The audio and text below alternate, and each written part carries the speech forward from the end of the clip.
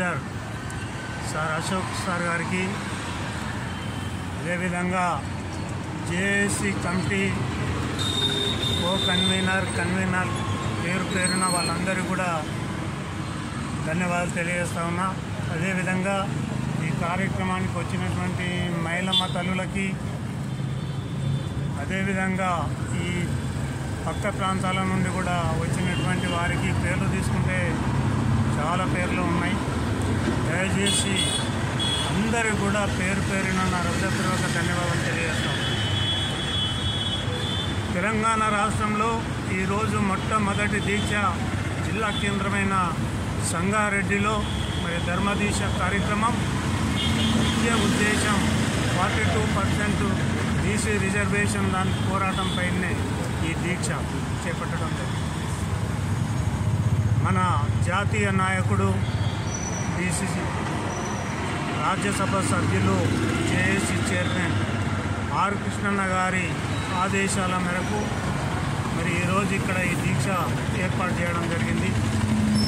మరి బీసీలకు ఇచ్చినట్టే ఇచ్చి 42 బీసీ రిజర్వేషన్ అసెంబ్లీలో అమలు చేసి మరి దాన్ని గవర్నర్ వద్దనే పెండింగ్ పెట్టించి అడ్డంకులు వేసి దాన్ని ఎటు కాకుండా చేసి ఎలా బీసీలకు అన్యాయం జరిగే విధంగా బీసీలకు ఈ రకంగా రెండు ప్రభుత్వాలు, మరి కేంద్ర ప్రభుత్వం కూడా మరి పెద్ద మనసు చేసుకొని మరి బీసీలకు 42% రిజర్వేషన్ అమలు చేయాలని నేను ప్రధానమంత్రికి విజ్ఞప్తి చేస్తూ ఉన్నా. ప్రధానమంత్రి గారు మంచి మనసున్న వ్యక్తిగా మరి ప్రజల మధ్యలో నిలిచినటువంటి వ్యక్తి.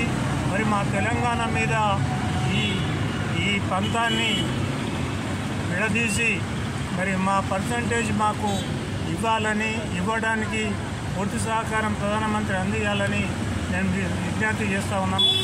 మరి ప్రధానమంత్రి గారు మరి బీసీఐ ఉండి కూడా మరి బీసీలో మెజారిటీ ప్రకారం మేమెంతో మాకంతా అన్న విధంగా 56% ఉన్నప్పటికీ కూడా 42%కే బీసీలు అంగీకారం ఇచ్చారు.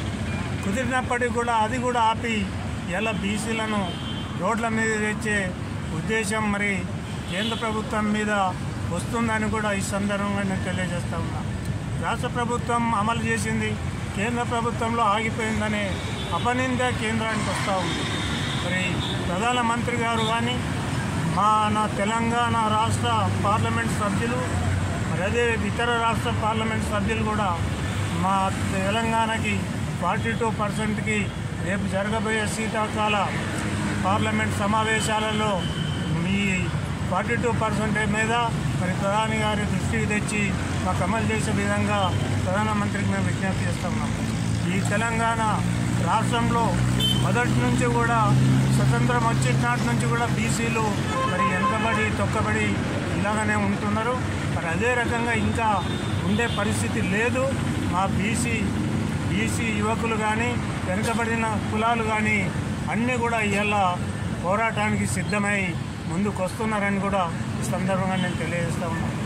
మరి ప్రభుత్వాలు ఇదివరదాకా ఏం చేసినాయి బీసీల కంటే అగ్రవర్ణాలను మరి అందలం ఎక్కిస్తే బీసీలను పాతాళలోకానికి వచ్చే పరిస్థితి. మరి బీసీలు మీద ఈరోజు ఒక వర్గం పోయి కోర్టులో కేసేసి మరి బీసీ బిల్ అమలును అది 9వ షెడ్యూల్లో చేర్చకుండా ఆపేయడం ఇది చాలా దురదృష్టకరమని కూడా ఈ సందర్భంగా నేను తెలియజేస్తున్నాను. ఒక మహిళామణి మాట్లాడుతూ ఉన్నది, సింగిరెడ్డి అనే ఏదో పేరు ఉన్నది అమ్మది.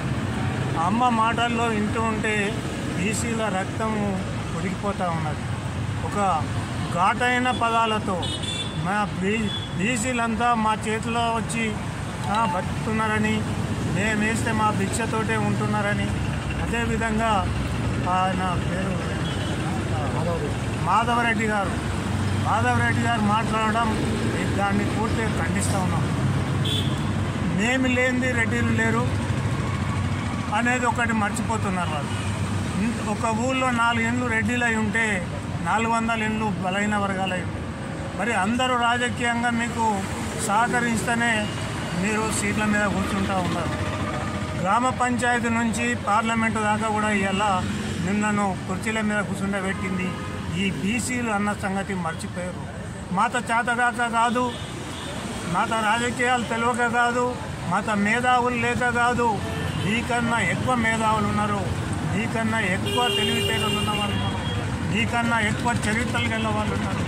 అయినా కానీ ఒక క్రమశిక్షణ, ఒక గౌరవంతో పోయే మంచి గుణం బీసీలో ఉన్న సంగతి మర్చిపోయి అహంకార భావంతో అమ్మ ఏమంటుందంటే మమ్మల్ని మా బీసీలను అందరినీ ఈయనపరిచే విధంగా బీసీలు పందుల్లాగా కన్నారు అన్న మాట మాట్లాడు. ఆమెను ఎట్టి విధంగా ఆమెకు సీజ్ చేయాలి, ఆమె మీద కేసులు కూడా మరి ఫైల్ చేసి ఒక బీసీ ఆత్మగౌరవాన్ని బజార్న ఇచ్చే విధంగా మాట్లాడిన ఒక మహిళామణి సింగిరెడ్డి అనే ఆ అమ్మ విరమించుకొని ఇలాంటి మాటలు మాట్లాడడం ఇది అహంకారమైనటువంటి మాటలు. ఇంకా మా బీసీల ఓపికలు మీరు చూడొద్దని, బీసీ రిజర్వేషన్లు మా జనాభా ప్రతిపాదికపై మేము అడిగితే మీకు బాధ ఎందుకని, మీరు ఎందుకు కోర్టుకు పోయారో మరి బీసీ జనాలకు మీరు జవాబు చెప్పాలని కూడా ఈ సందర్భంగా నేను హెచ్చరిస్తూ ఉన్నా. అదేవిధంగా మరి మన తెలంగాణలో జరుగుతున్న ఇన్ని బీసీలు ఏకమై ముందుకు పోతా ఉన్న బీసీలను కనికరించి మరి కేంద్ర ప్రభుత్వము వెంటనే ఈ సమావేశాలలో బీసీ బిల్లును అమలు చేసినట్టయితే ప్రధానమంత్రికి ఇప్పుడున్న ప్రభుత్వానికి మంచి పేరు వస్తుందని కూడా ఈ సందర్భంగా తెలియజేస్తున్నా. ఒక తెలంగాణలో అమలు చేసినట్టయితే దేశవ్యాప్తంగా కూడా అమలు చేసినటువంటి ప్రభుత్వానికి బీసీలు రుణపడి ఉంటారని, ప్రతి రాష్ట్రంలో కూడా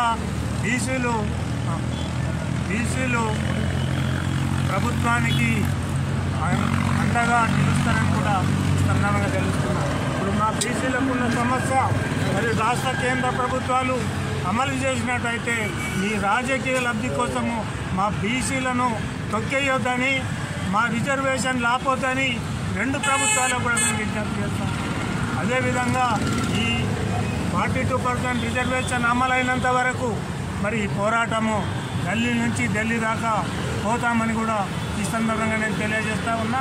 మరి ఢిల్లీలో పోయి మరి ప్రధానమంత్రిని కూడా కలవడానికి మాకు అవకాశాలు ఇవ్వాలని మేము ఈ దీక్ష ద్వారా ప్రభుత్వానికి, కేంద్ర ప్రభుత్వానికి మేము వేడుకోవడం జరుగుతుంది.